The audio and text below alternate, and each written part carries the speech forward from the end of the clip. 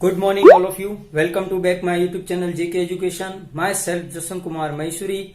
जैसा कि हम पढ़ रहे थे एल्कली अर्थ मेटल और उसके अंदर हमने उसके जनरल कैरेक्टर के बारे में हमने डिस्कस कर लिया था। फिर हम बार बार देख रहे थे कि उसकी केमिकल और जनरल कैरेक्टर के अंदर बेरिलियम जो होता है वो क्या होता है, बार बार डिफरेंट टाइप की नेचर शो करता है, यानी कि वो अपने ही ग्रुप के साथ कुछ डिफरेंट व्यवहार शो कर रहा था। तो हमने उसको पूरा एक टॉपिक ले लेते हैं, एनामुलस बिहेवियर ऑफ बेरिलियम, यानी कि बेरिलियम का असंगत व्यवहार।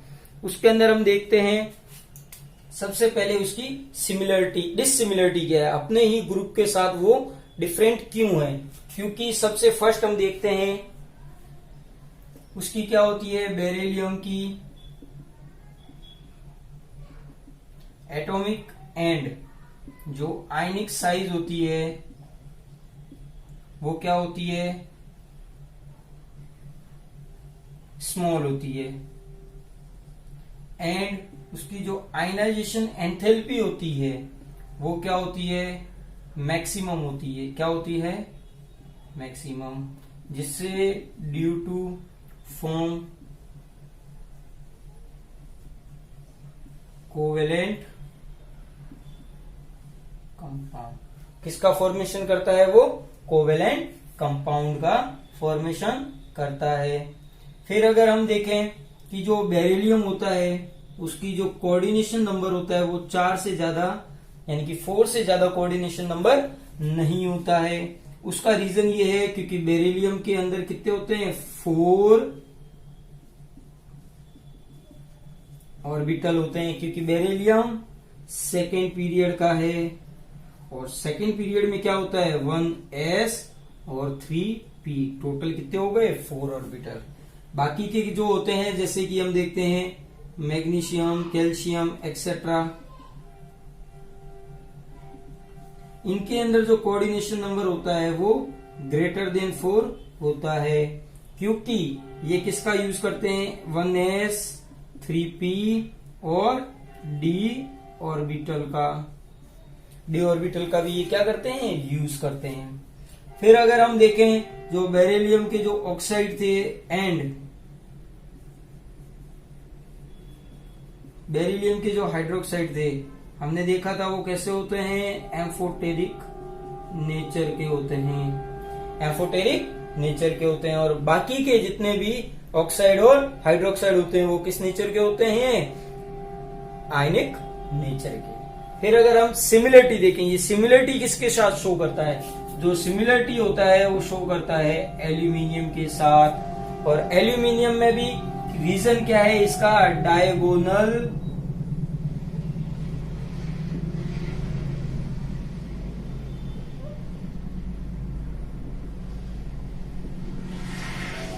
डायगोनल रिलेशनशिप के कारण, क्योंकि बेरिलियम और एल्यूमिनियम की जो लगभग फाई जो होता है वो कैसा होता है, फाई लगभग सेम होता है।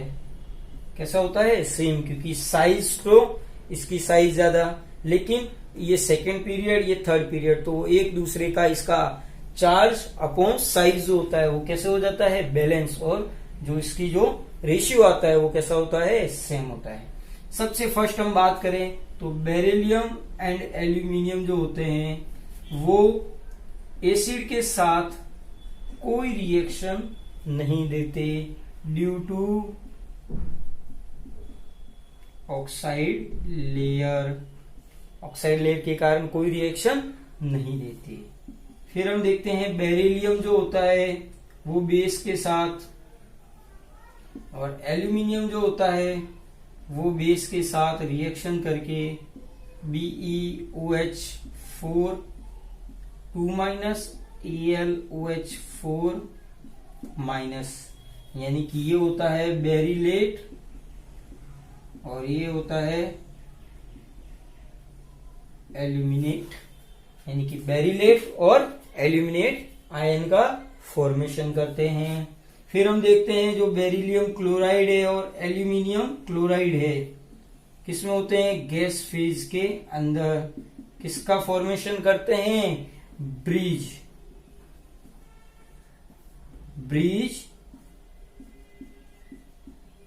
क्लोराइड बॉन्ड का क्या करते हैं, फॉर्मेशन करते हैं। ब्रिज क्लोराइड बॉन्ड का फॉर्मेशन करते हैं। देखो कैसे,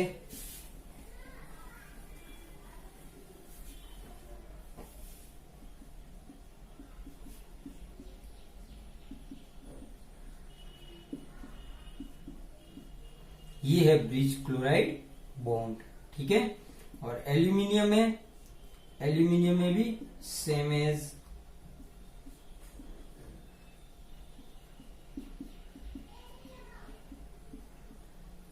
ठीक है।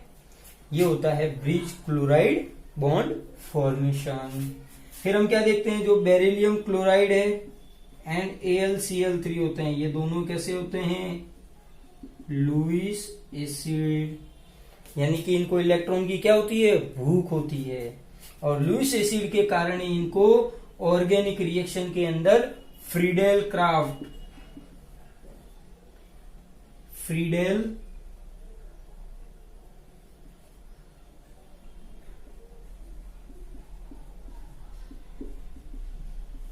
क्राफ्ट रिएक्शन में इनका क्या किया जाता है, यूज किया जाता है।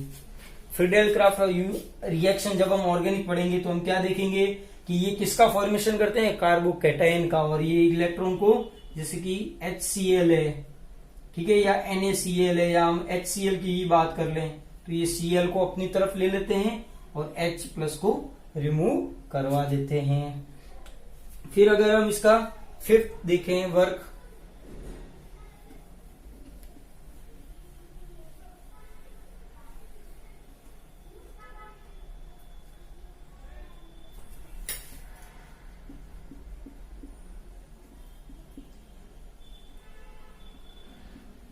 स्ट्रॉन्ग टेंडेंसी टू फॉर्म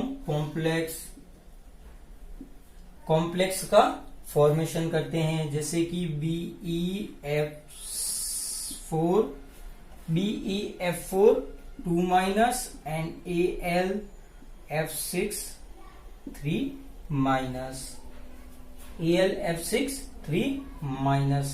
ये है इनके जो सिमिलरिटी एंड डिसिमिलरिटी के बारे में। अब हम पढ़ेंगे इनके इंपोर्टेंट कंपाउंड। जो आज हम इंपोर्टेंट कंपाउंड सिर्फ दो इंपोर्टेंट कंपाउंड के बारे में ही डिस्कस करेंगे।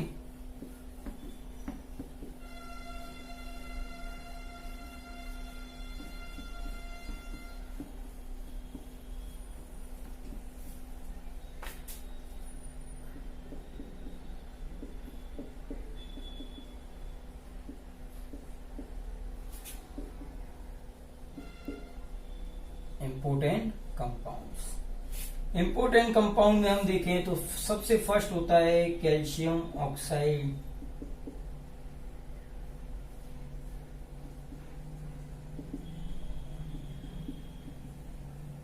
यहां हम इसे क्या कह सकते हैं, क्विक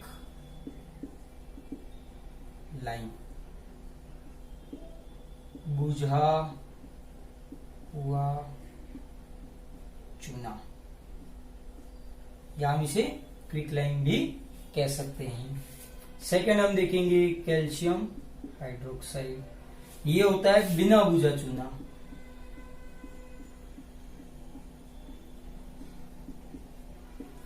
और इसे हम कहेंगे कैल्शियम हाइड्रोक्साइड, या हम इसे कहेंगे स्लैंग लाइन, यानी कि बुझा हुआ चूना। सबसे फर्स्ट हम देखते हैं कैल्शियम ऑक्साइड। कैल्शियम ऑक्साइड का जो फॉर्मेशन होता है CaCO3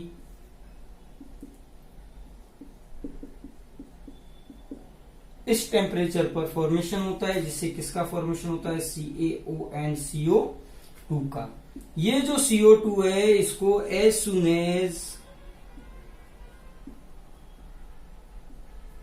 रिमूव कर लिया जाता है, यानी कि जितनी बनी हाथों हाथ उसको क्या किया जाता है, रिमूव किया जाता है। क्योंकि अगर ये रिमूव नहीं होगी तो ये वापस नेगेटिव इफेक्ट के थ्रू वापस रिएक्शन को किस तरफ करवा देगी, बैकवर्ड में, और हमें CaO नहीं मिलेगा। ठीक है, ये तो था इसका फॉर्मेशन। फिर इसके थे कैरेक्टर। कैरेक्टर में हम देखें तो ये कैसा होता है, वाइट क्रिस्टलाइन सॉलिड का होता है। इसका जो मेल्टिंग पॉइंट होता है वो 2870 केल्विन होता है। फिर अगर हम बात करें ये जो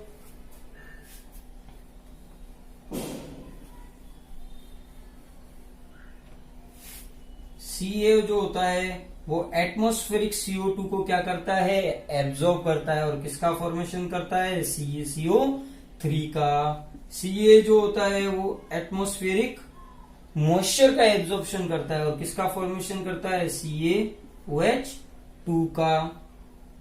फिर अगर हम आगे देखें कि जो CaO होता है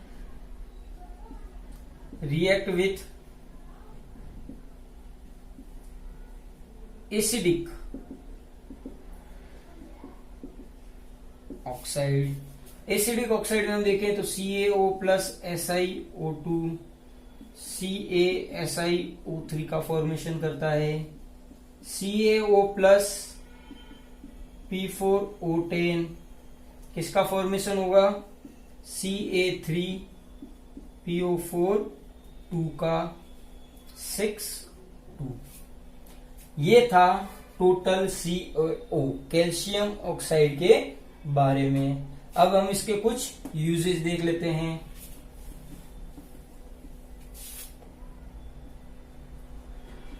यूजेस में हम देखें तो प्राइमरी सब्सटेंस फॉर सीमेंट में प्राइमरी सब्सटेंस के फॉर्म में। फिर हम इससे देखें फॉर्म Na2CO3। Na2CO3 का ये फॉर्म करता है जैसे कि NaOH प्लस CaO Na2CO3 का फॉर्मेशन करता है। फिर अगर हम देखें तो इसका फॉर्मेशन होता है या ये यूज लिया जाता है प्यूरिफिकेशन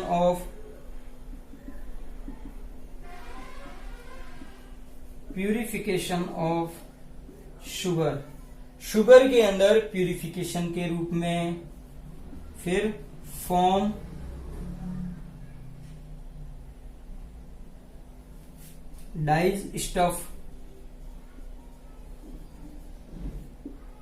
डाइज यानी कि डाइज को बनाने के रंजक के रूप में यूज लेने में इसका यूज लिया जाता था। तो ये तो है calcium oxide.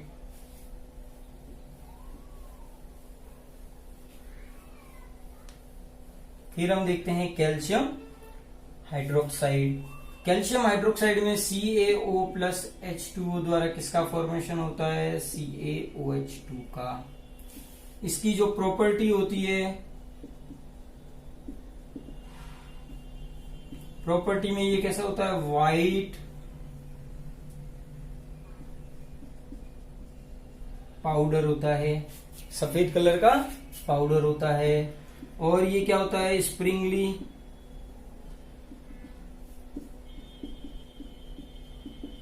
Soluble in water.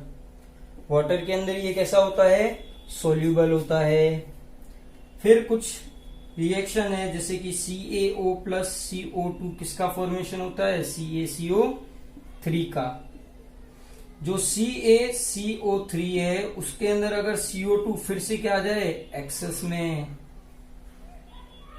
CaCO3 में CO2 एक्सिस और H2O आ जाए तो किसका फॉर्मेशन होगा, CaHCO3 का।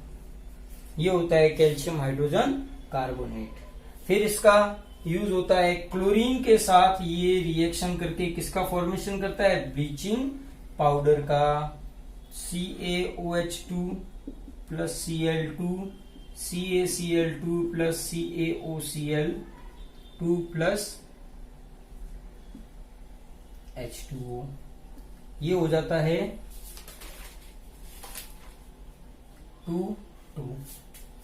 ये होता है हमारा ब्लीचिंग पाउडर।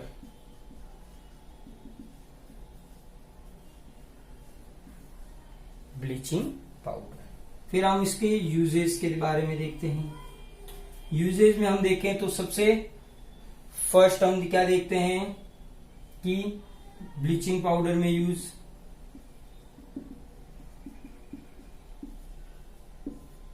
ठीक है। फिर अगर हम देखें तो ये किसके अंदर, प्यूरिफिकेशन ऑफ शुगर,